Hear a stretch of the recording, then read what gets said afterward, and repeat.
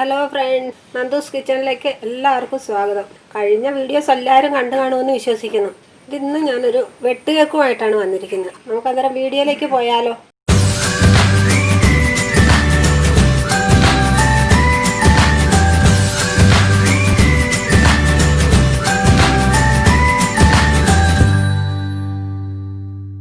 വെട്ടുകേക്കിന് ആവശ്യമായ സാധനങ്ങൾ ഇത് 250 ml ഒരു കപ്പാണ്. അതിന് 1 കപ്പ് മൈദ, 2 മുട്ട. ഈ കപ്പിന് തന്നെ, നമ്മൾ ഈ അളന്ന കപ്പിന് തന്നെ 1/4 കപ്പ് പഞ്ചസാര, ഇത് അളന്ന് വെച്ചിരിക്കുന്നതാണ്. 1/4 കപ്പ് പഞ്ചസാര, ഒരു 1/4 ടീസ്പൂൺ ബേക്കിംഗ് സോഡ. പക്ഷെ 1/4 ടീസ്പൂണോളം വേണ്ട, അതിലും കുറച്ച് മതി. അതിനെക്കാട്ടും വളരെ കുറച്ച്.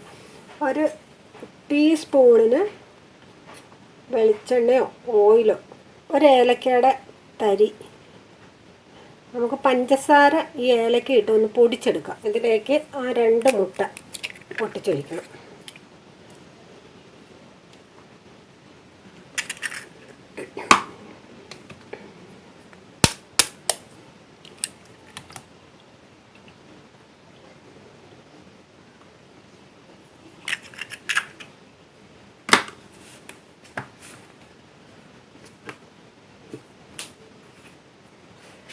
ഇതിലേക്ക് 1 സ്പൂൺ ഞാൻ വെളിച്ചെണ്ണയാണ് ചേർക്കുന്നത്.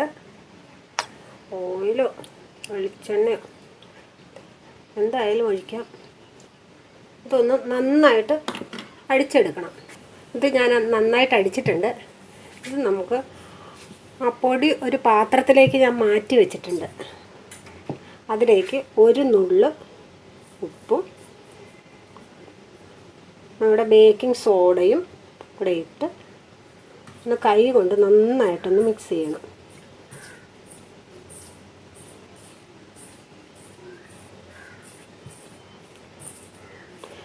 ചിലപ്പോൾ മുട്ടയുടെ വലിപ്പമൊക്കെ അനുസരിച്ചിരിക്കും മൈദ. ചിലപ്പോൾ കുറഞ്ഞു പോവും, അല്ലെങ്കിൽ ഇച്ചിരി കൂടിപ്പോവും. അന്നേരം നമ്മൾ അതനുസരിച്ച് വേണം ചെയ്യാനായിട്ട്. അഥവാ ഇച്ചിരി നമ്മുടെ ചപ്പാത്തിയുടെ പരുവത്തിന് കുഴച്ചെടുക്കണം. ഇത് ഇതിനകത്തേക്ക് ഒഴിച്ചിട്ട്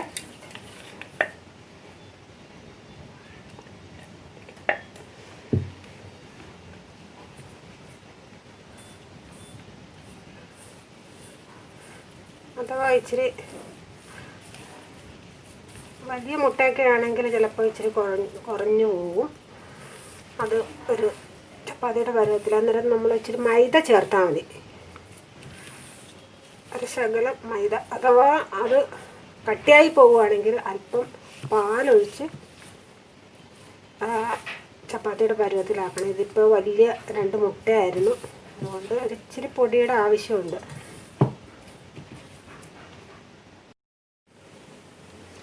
ഞാനൊരു സ്പൂൺ പൊടി കൂടെ ഇതിനകത്ത് ചേർത്തിട്ടുണ്ട്. കയ്യിലൊക്കെ ഒട്ടും, അതെല്ലാം വിട്ട് പാകത്തിനാകുമ്പോൾ നമ്മുടെ കയ്യിൽ നിന്നൊക്കെ അത് വിട്ട് പോയിക്കോളും. നന്നായിട്ട് ചപ്പാത്തി പരുവത്തിന് കുഴച്ചെടുക്കണം.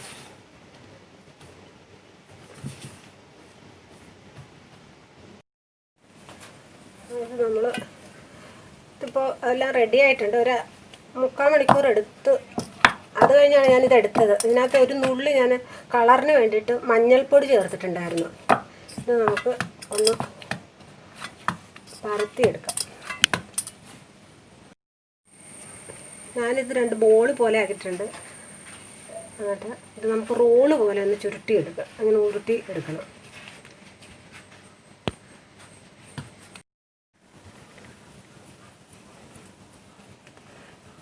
ഇതുപോലെ നമുക്ക് ഒന്ന് എന്താ റോള് പോലെ ഇതുപോലെ ഒന്ന്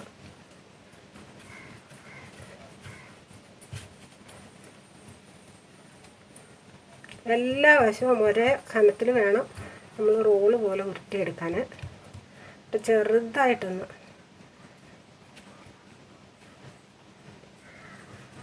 ഇതിങ്ങനെ ഒന്ന് അമർത്തി കൊടുക്കണം. എല്ലാ വശവും ഒരേ ലെവലായിരിക്കണം.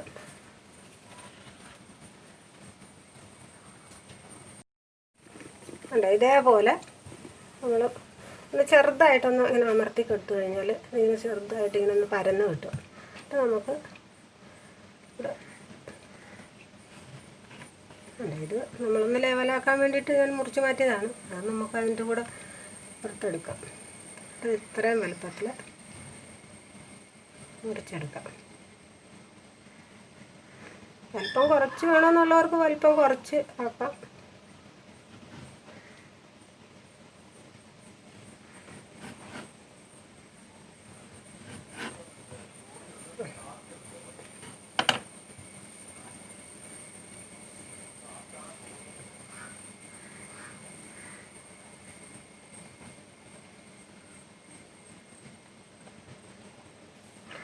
വെട്ടുകയൊക്കെ പല ആകൃതിയിൽ നിങ്ങൾ കണ്ടിട്ടുണ്ടാവും.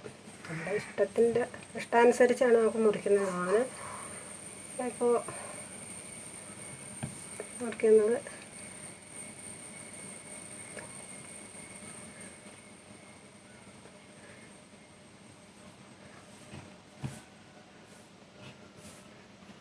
ഇങ്ങനെ ക്രോസായിട്ട് നമുക്ക് മുറിച്ച് കൊടുക്കാം.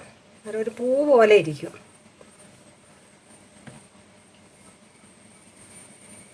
നല്ലോണം അങ്ങ് മുറിച്ച് താഴത്ത് വരെ മുറിക്കണ്ട, മേള് ഭാഗം മുറിയത്തക്ക വിധത്തിൽ മതി. ഇതുപോലെ അങ്ങനെ എല്ലാം അതുപോലെ തന്നെ മുറിച്ചെടുക്കാം.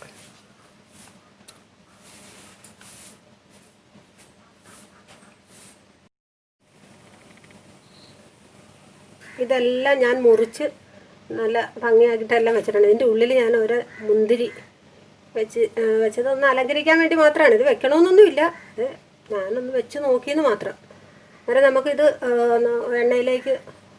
എണ്ണ ചൂടാക്കാൻ വെച്ചിട്ടുണ്ട്, നമുക്കതിലേക്ക് ഇടാം. ഞാനൊരു അപ്പച്ചട്ടിയിലാണ് എണ്ണ ഒഴിച്ചിരുന്നത്. അതാകുമ്പോഴത്തേക്ക് കുറച്ച് എണ്ണ മതി. അത് നന്നായിട്ട് ചൂടായിട്ടുണ്ട്. ലോ ഫ്ലെയിമിൽ വേണം നമുക്ക് എണ്ണ ആക്കുന്നത്. നല്ല ചൂടിൽ വെച്ച് കഴിഞ്ഞാൽ പെട്ടെന്ന് കരിഞ്ഞു പോകും, മുള്ള് വേഗത്തില്ല. അതുകൊണ്ട് വളരെ ലോയിലിട്ട് വേണം ഇത് ചെയ്തെടുക്കാനായിട്ട്. അത് നമുക്കത് എണ്ണ നന്നായിട്ട് ചൂടായിട്ടുണ്ട്. ഇത് നമുക്ക് ഇടാം.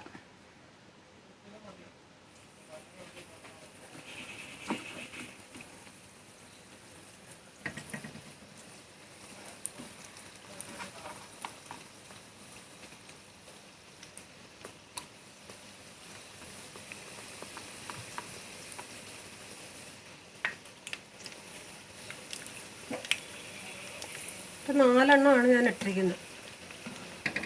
അപ്പം അതൊക്കെ ഒന്ന് മറച്ചു കൊടുക്കാം. അങ്ങനെ 2 വശവും തിരിച്ചും മറിച്ചും ഇട്ട് വേണം ഇത് നന്നായിട്ട് വേവിച്ചെടുക്കാൻ.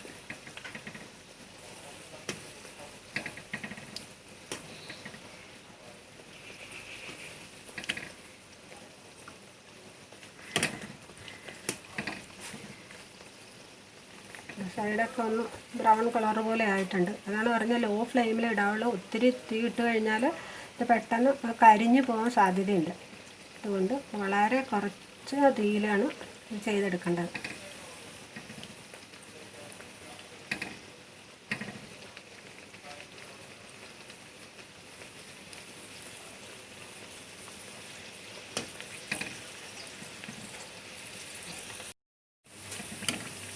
ഇതെല്ലാം ഒരു ബ്രൗൺ കളറായി നന്നായിട്ട്. അത് നമുക്കെന്നിട്ട് കോരി ഒരു പാത്രത്തിലേക്ക് മാറ്റാം.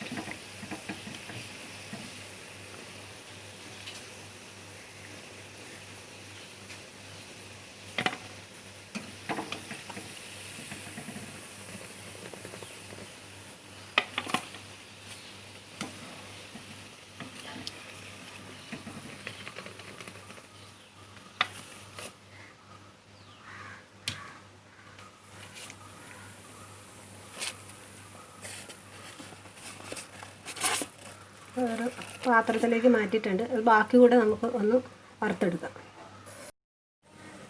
അങ്ങനെ നമുക്ക് കടയിൽ നിന്ന് വാങ്ങിക്കുന്നതിലും രുചികരമായ നമ്മുടെ വെട്ടുകേക്ക് റെഡി ആയിട്ടുണ്ട്. ഇതെല്ലാവർക്കും ഇഷ്ടപ്പെട്ടെന്ന് കരുതുന്നു. നിങ്ങളെല്ലാവരും ചെയ്ത് നോക്കണം. വീട്ടിൽ തന്നെ ഉണ്ടാക്കുന്നതായതുകൊണ്ട് വളരെ രുചികരവുമാണ്. കൂടാതെ എല്ലാവരും ലൈക്ക് ചെയ്യണം, ഷെയർ ചെയ്യണം, സബ്സ്ക്രൈബ് ചെയ്യണം. ആരും മറക്കരുത്.